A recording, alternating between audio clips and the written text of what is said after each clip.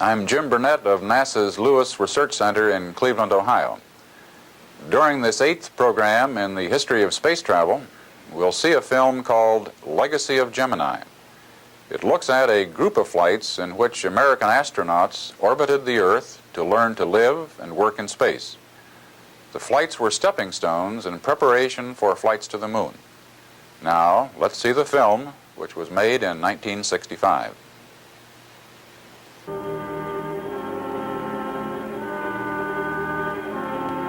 This is Saturn V, the rocket that will send 3 Americans toward the moon in Project Apollo. But this historic journey cannot be attempted without knowledge based on experience. For the United States, experience came by seeking answers to certain basic questions.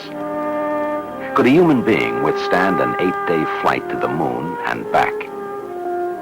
Could a man control the movements of his spacecraft, rendezvous and dock with another vehicle orbiting the moon?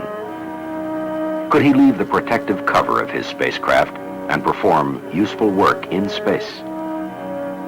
Could he function effectively as an experimenter and use spaceflight to advance human knowledge?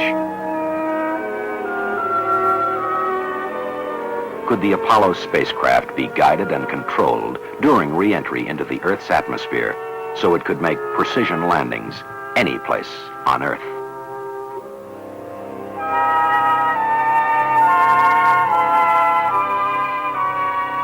If the answer to any of these questions was no, it had to be known before 3 men travel 250,000 miles to the moon. And so in 1961, the Gemini program came into being as the necessary prelude to Apollo. This is the story of Gemini and its legacy to spaceflight.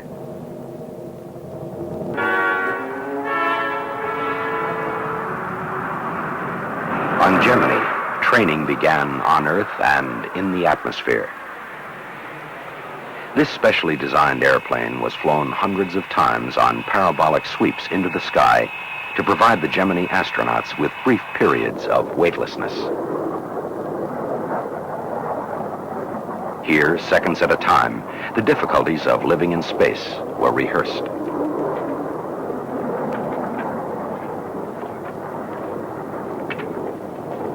Working under zero gravity, the Gemini astronauts gained experience with the equipment and techniques they would soon take into space.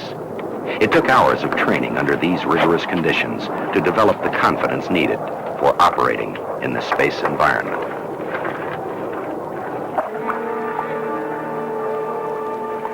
The Gemini astronauts took their equipment underwater.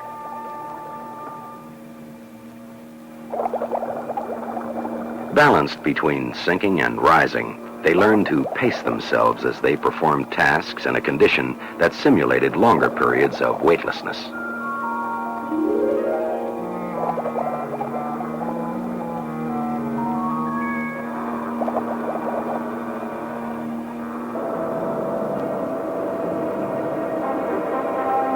In the translation and docking simulator, they got the feel of maneuvering their spacecraft into position for docking with another vehicle.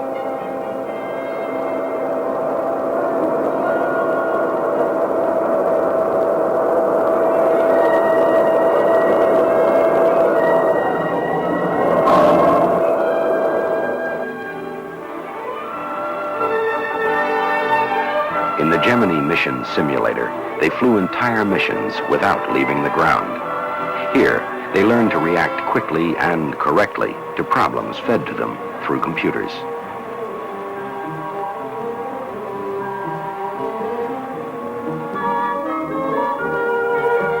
The Gemini astronauts exposed themselves to the stresses of the space environment. They trained for emergencies, learning how to react if things did not go exactly according to plan. Parachute training, in case they were forced to eject from their spacecraft.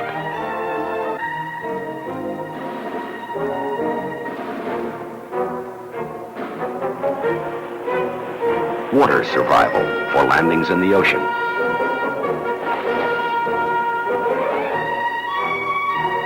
Survival in desert and jungle.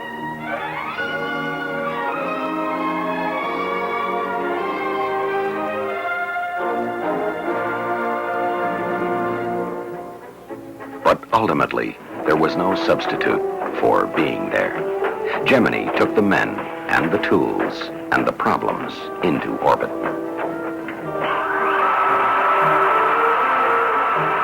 In the 18 months between March 1965 and November 1966, 10 manned missions were launched from Cape Kennedy. 16 astronauts journeyed to their spacecraft on Launch Pad 19.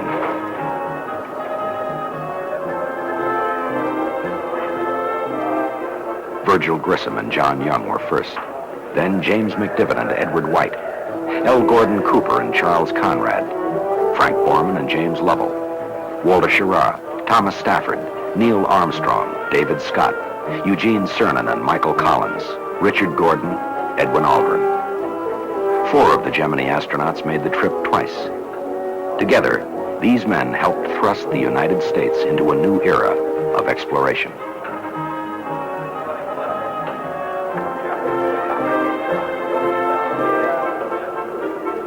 Gemini was a single concept with a number of assignments. It was, in a sense, one launch, one flight, one recovery.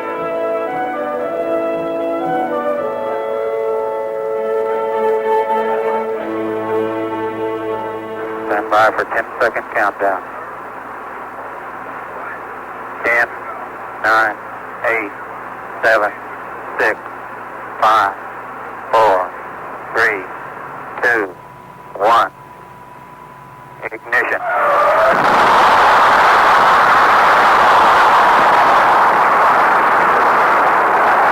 Liftoff.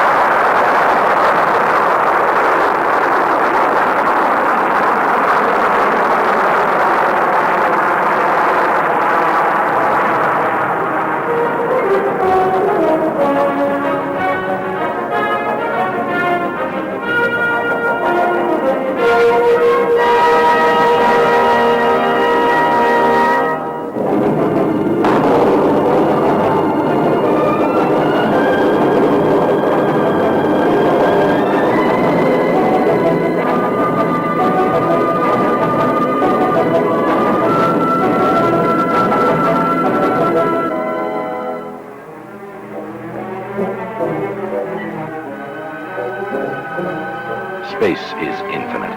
It yields slowly to exploration.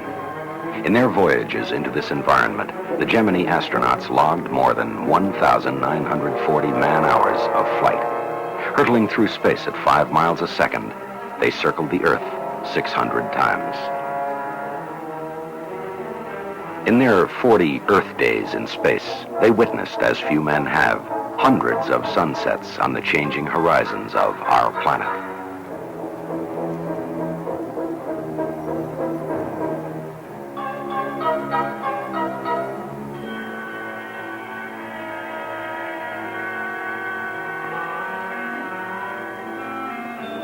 Sweeping over continents in a matter of minutes, they gained a new perspective of Earth.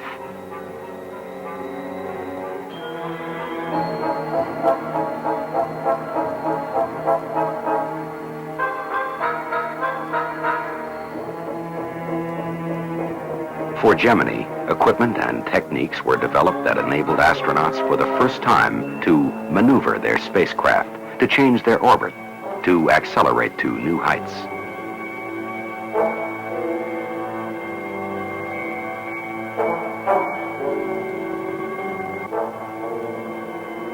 The first Gemini maneuvers were basic, flying formation with the spent second stage of the Titan II rocket.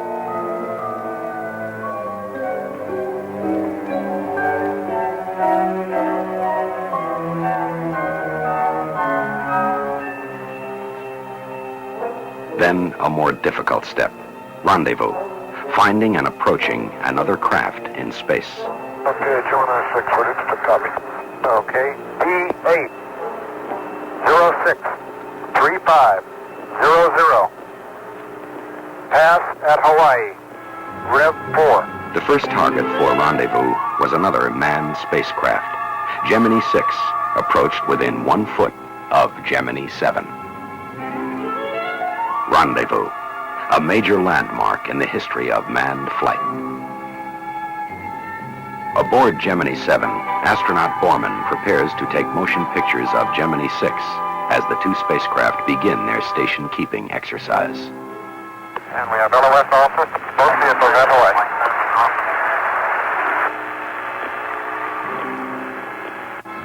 10 rendezvous were accomplished during the Gemini program. The techniques varied, for this maneuver is important to Project Apollo. The lunar module, on returning from the surface of the moon, must rendezvous and dock with the command and service module.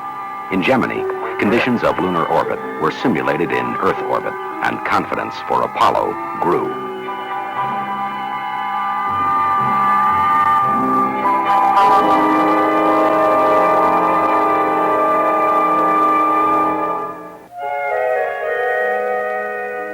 On 4 of the Gemini missions, the rendezvous target was the Agena space vehicle.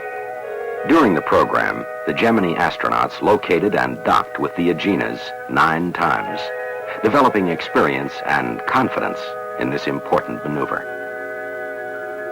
This experience is vital to the lunar mission, for the Apollo astronauts will dock twice on their journey from the Earth to the moon and back.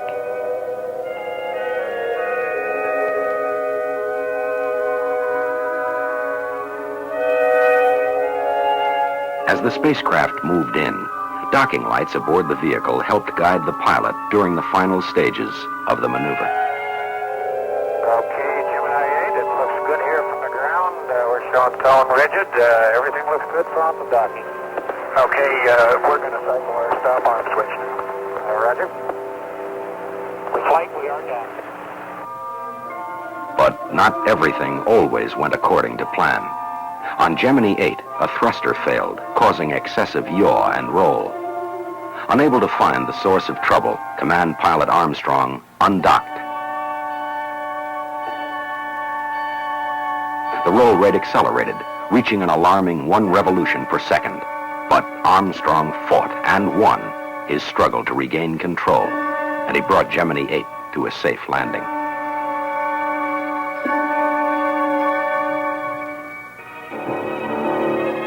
On Gemini 9, when an Atlas rocket failed to place the Agena into orbit, a substitute docking target was launched. Trouble developed on the new target when its shroud failed to separate, leaving what the astronauts quickly named the Angry Alligator. Gemini 9, Hawaii. How are you? I've got a weird-looking machine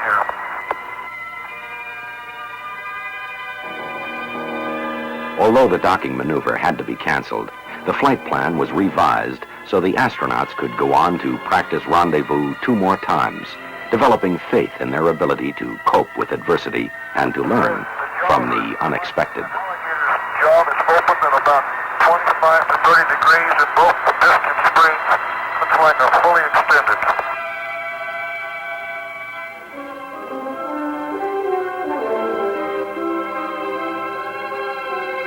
On 2 missions, the Gemini astronauts actually assembled a new spacecraft in orbit, the combined Agena and Gemini. After docking, they commanded the Agena to restart its own rocket engine.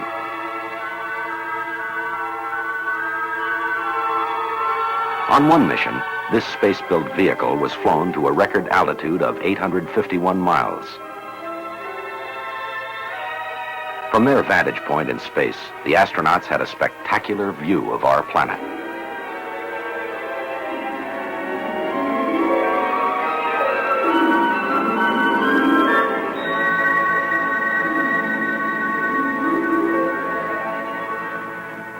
Although flight experience was the primary objective of Gemini, the program offered a unique space laboratory to science, medicine, and technology. More than 50 experiments were carried on the Gemini spacecraft. Many were repeated on several flights.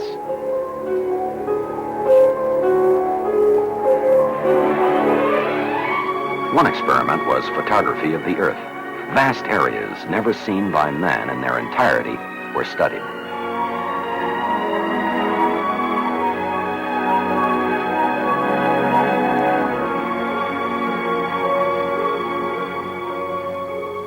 More than 2,000 photographs were taken from space during the Gemini program. These pictures are being used to correct maps and to provide oceanographers, geologists, and geographers with new information about the Earth.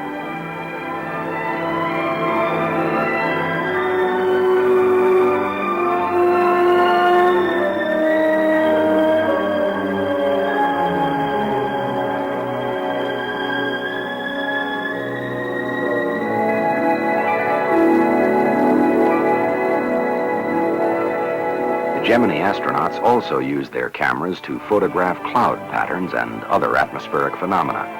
This work supplemented information obtained from unmanned weather satellites.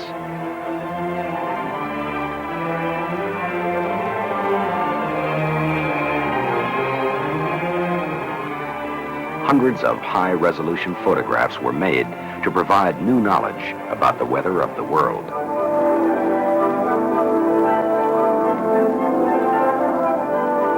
The astronomical sciences also benefited from Gemini, for the orbiting spacecraft enables scientists to send instruments far above the blanket of atmosphere, which filters and obscures a variety of phenomena.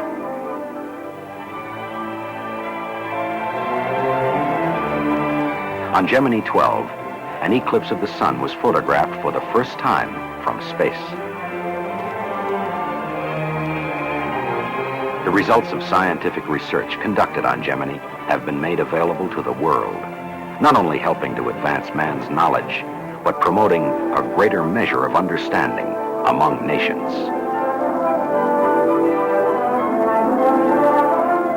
Three of the manned Gemini missions were flown to investigate the problems of long-duration spaceflight.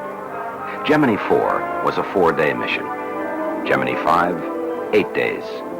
On Gemini 7, astronauts Lovell and Borman spent 2 weightless weeks in space.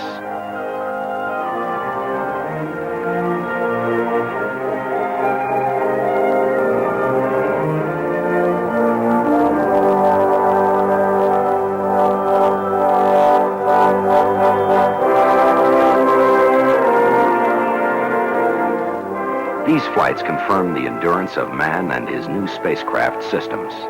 They showed that an astronaut can live in space longer than is required for a round trip to the moon, and thus paved the way for Project Apollo.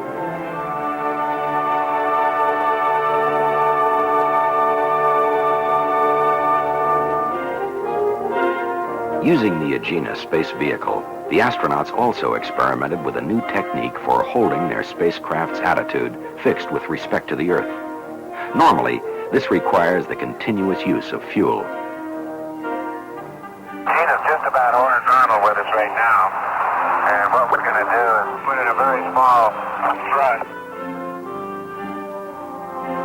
But on 2 missions, a Dacron tether was attached between the spacecraft and the Gemini.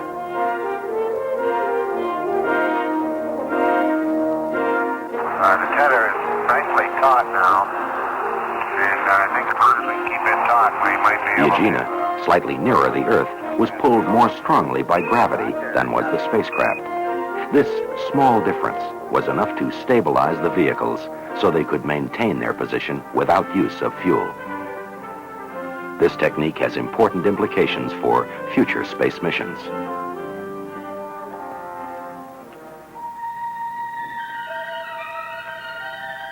Perhaps the most spectacular experiment of the Gemini program was extravehicular activity. Astronaut Ed White made the first American walk in space. Spurts of gas from White's handheld maneuvering device thrust him in the desired direction. Are you ready, Capcom? The floating object in the foreground is the astronaut's overglove, left behind in the spacecraft. I've exhausted the fuel now, but I was able to maneuver myself out front of the spacecraft back. I maneuvered right up back on the back of the adapter. Just about Jim came back into his view. The only thing I wish is I had more. This is the greatest experience I've lived to remember.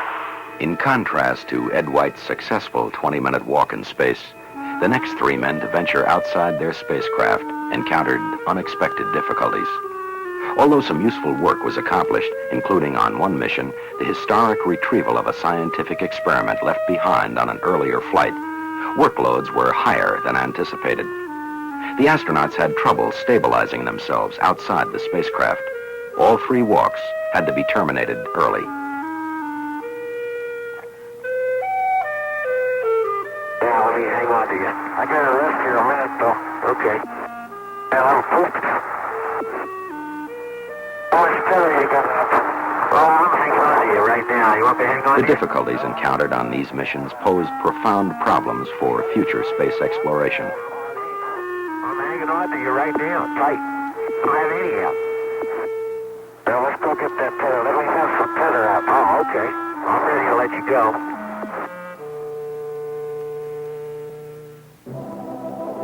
So another more careful and more tightly controlled test was prepared for Gemini 12, the last flight in the program. Prior to this flight, astronaut Aldrin trained intensively underwater, pacing himself for his work in space.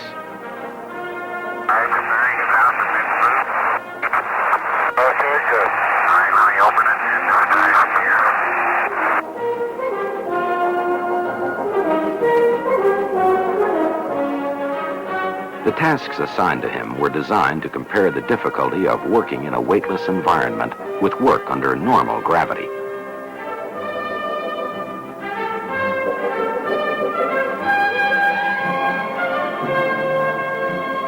On Gemini 12, the problem of excess workload was overcome by frequent rest periods and the use of improved body positioning restraints, such as waist tethers, handholds, and foot restraints. Sounds good. I'm going to take the Velcro off. Extravehicular activity has important applications to the lunar mission. Apollo astronauts will leave their vehicle and install scientific equipment and collect samples on the surface of the moon. This requires experience working in pressure suits and performing tasks in the near vacuum of space.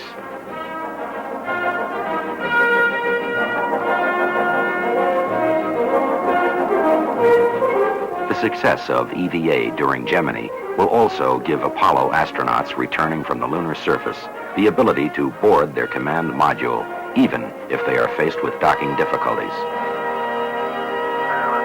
think maybe I'll move this tether out to the other ring. That looks a little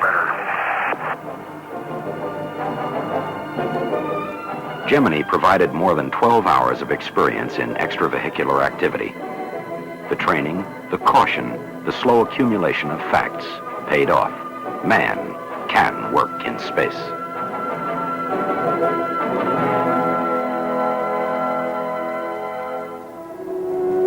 On all Gemini missions, a major objective was to develop re-entry flight path and landing control, so the spacecraft could land at a specific place on Earth. This required the development of new techniques for guiding and controlling the re-entry of the spacecraft. This is the view from the spacecraft window as Gemini re-entered the Earth's atmosphere. Glowing particles boiled off the protective heat shield to leave an incandescent wake.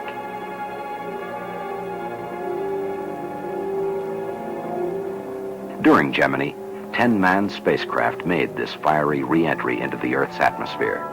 Gemini 12 was the last. Its re-entry in November 1966 climaxed a program which will really have no end. For Gemini is illuminating the future.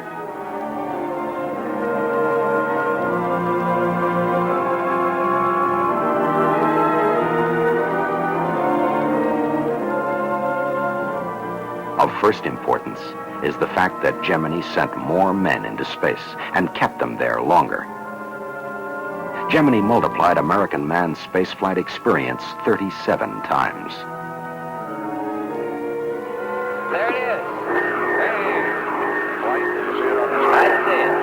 12, Houston, we've got you on the boob tube. You look good. Gemini, an open program, helped further promote international cooperation in space.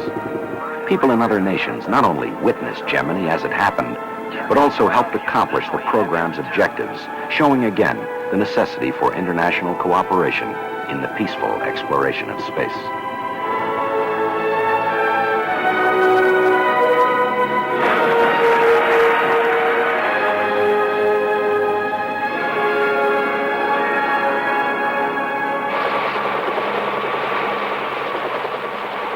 Gemini also leaves as its legacy a greatly expanded science and technology, proof that government, industry, and the scientific community can work together to translate man's boldest dreams into action.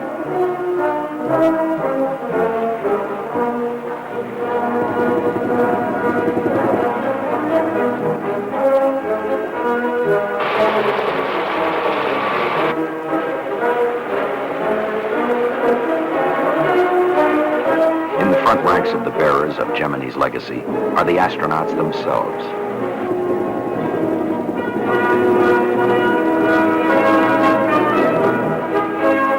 These veterans are now ready to face the challenge of Apollo.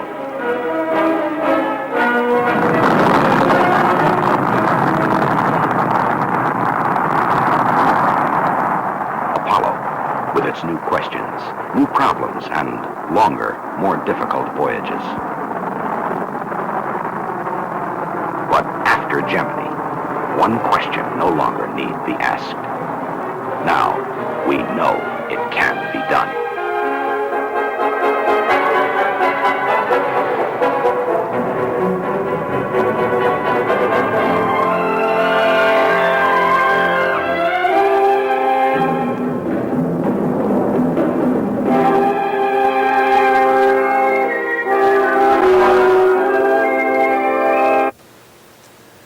Interesting story.